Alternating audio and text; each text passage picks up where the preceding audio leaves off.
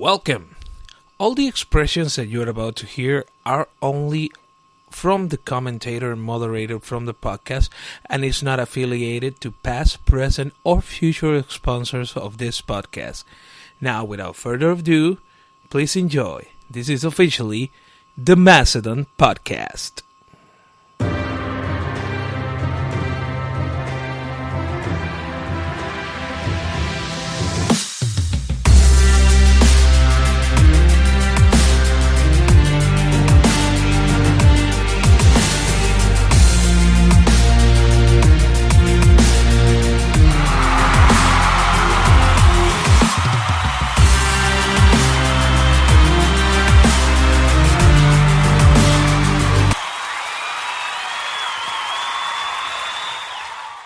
Thank you so much, and welcome officially. This is the Macedon Podcast. This is your host, Marcel Macedon Cruz, and I hope everyone is having a blast right now because this could be one of the most important times in modern day entertainment. Actually, well, as you know, Avengers Endgame. It started in theaters around April 26th. Game of Thrones new season started about 7, I would say it was around 7, 6, 14. April 14th. So April has been so far a really, really huge month in entertainment and historically too, because we are talking about two of the most coveted franchises right now, and and the stakes couldn't be higher. Game of Thrones is actually on its final season, and as you can see, even though Avengers Endgame is not the last movie of Phase 3. It is actually Spider-Man Far From Home. But as for the Avengers story arc itself, it is the culmination of an entire saga that has spawned for almost 10 years, 22 movies, and it's a really huge record. The funny thing is that both of the weekend that Avengers debuted on theaters, Game of Thrones released their third episode, which is The Long Night. And I'm not gonna be giving away spoilers from the episode for people who actually episode 4 is almost there, so if you haven't been able to see it, but I like to be a little bit merciful because they're not all people who like Game of Thrones have a direct access to an HBO Now or an HBO Go account, so we have to be fair with most people. So maybe at the point that I'm releasing this podcast, which is hours away from episode 4, but the thing is that for the people who saw The Long Night, especially talking directly to the people who have been following Game of Thrones since season 1, and even though if you haven't been following since season 1, even if you got on the Game of Thrones train around season 3, which is where most of us are, because let's be completely honest, even though Game of Thrones is right now one of the most marvelous, well executed pieces of entertainment put on television, even though with that, we have to admit the first season wasn't all that glamour and that huge epic. I wouldn't call it like a space opera. You know that Star Wars, they name it like space opera. I would say like some sort of a fantasy opera because it goes way beyond science fiction. It has its own universe, and that is something that we're going to be talking a little bit later on, which is the future. This is the theme of of this podcast, which is the future for the Game of Thrones franchise, as well as the MCU franchise. So I'm gonna be as careful as I can. So yeah, but this time I hope, like, most people have seen Avengers Endgame. If not, I think it would be responsible of me to issue a spoiler alert warning at this point, in case, because some of the things we're going to be talking about the future of two of the biggest entertainment franchises right now. So there's going to be spoilers a little bit here and then. So let's start off with the most simplest one, which is Game of Thrones. As you can see, it is on the 8th season, the decision of making 6 episodes. The thing is, with Game of Thrones, I don't know if you can recall, back in 2017, there was this, the HBO hacking scandal, in which a group of hackers had many information, emails.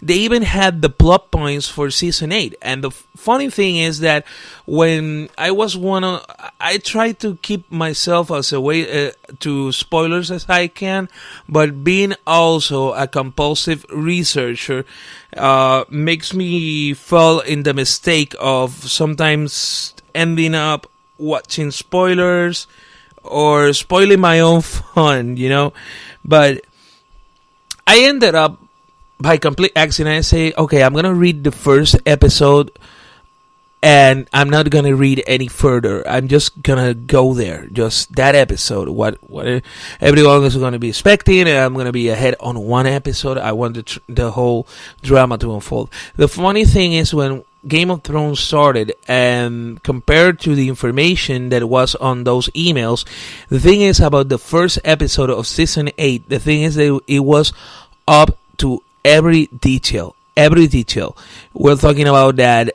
everything that happened on that episode fit with the ending that was actually leaked. But when you get to the second episode, therefore, you start seeing a little bit of some changes of some sort. And when you get to the famous, now iconic episode of The Long Night, which is already spoiled in many ways, it was a whole game changer. For example, I'm going to be talking about the leaked spoilers. Back in 2017, in that episode, for example, the body count. Well, if you count one of the incidents, it's still one of the highest body counts of any war that has been on the show. But on the main characters that die on the episode, and come on, people die in Game of Thrones. It is not the actual Sopranos for no reason. So there were a lot of people that were supposed to die in that episode that did not die. And I'm not giving the names away, trying to make the sake, even though I gave a spoiler warning, but trying to keep the names safe. But there were supposed to be a lot of deaths in this episode. Actually, there were a lot, even though they were a lot, and it's still on the track of what was originally intended to end the series. I would have to say that they have put it on a mellow level, but the thing is that we're down to 3 episodes left of perhaps what it is a masterpiece in television right now. So we could be expecting everything as for this moment. So when I saw the episode and I saw the major characters, not major characters to the plot, but characters that had an important role whatsoever, even though, like, let's say, for example, one of them that they don't speak so much, or they speak a lot, but they're central to the development of the whole plot in the series. There was supposed to be a lot more, but they were not. But it could be, at the beginning I was thinking, okay, they could be mellowing down what they have originally intended. And right now, when I say originally intended, it was what was leaked in 2017, which was the whole ending of the series, and where they wanted to take it, which in a way, when I read it, I said a lot of people are going to be pissed off, but is the most logical way to close it. It can still unravel because episode 4 is really important, and it will set up the real path to the ending. Even though episode 3 was a key to it, now the real path is about to be set. And that path is one of the most important elements. So we have to keep watching. And I think there could be two things. I think they soften up a little bit when I saw episode 3, which was The Longest Night. I thought they kind of mellow it down a little. But in episode 4, they can turn the tide back again. So whatever happens on episode 4 is clearly it will clearly determine what will be the perhaps the whole outcome of the series as a whole. So there could be some moments that could be moved to episode 5. Remember, this is all an analysis. This is not an actual spoiler of what is going on. I don't have knowledge of that. I just stumbled in 2017 with a leaked synopsis, which I'm being really careful of making some comparisons of what I read. For example, in episode 3, on what I read, there were a lot of people that were supposed to die, and they didn't. So they could still have a key point.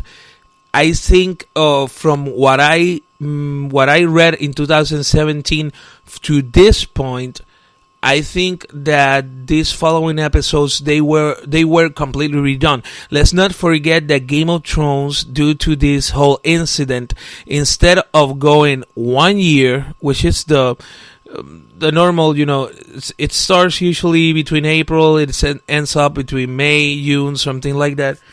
And the main intention was to go off, then record again, and then film again. Then through it was how it was done up until season 7.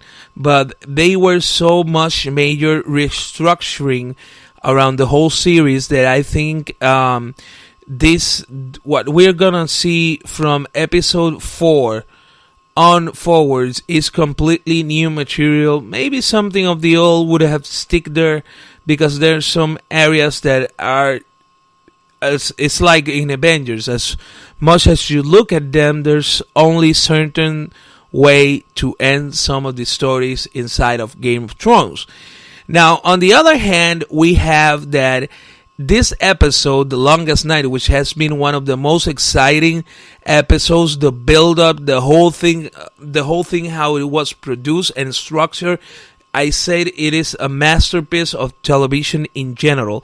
And the thing is that it is released on the very same weekend that Avengers Endgame comes out. And I don't say it's a coincidence. I don't say that Game of Thrones is trying to compete against Avengers as a whole, because they're two different mediums. We're talking about film, we're talking about television, but it's really a bliss. It has been really a blast as a fan of both areas, that to have so much to process as well, that it started on the same weekend. So in the case of Avengers, it's already destroying its own records, setting up to be perhaps one of the highest grossing films of all time.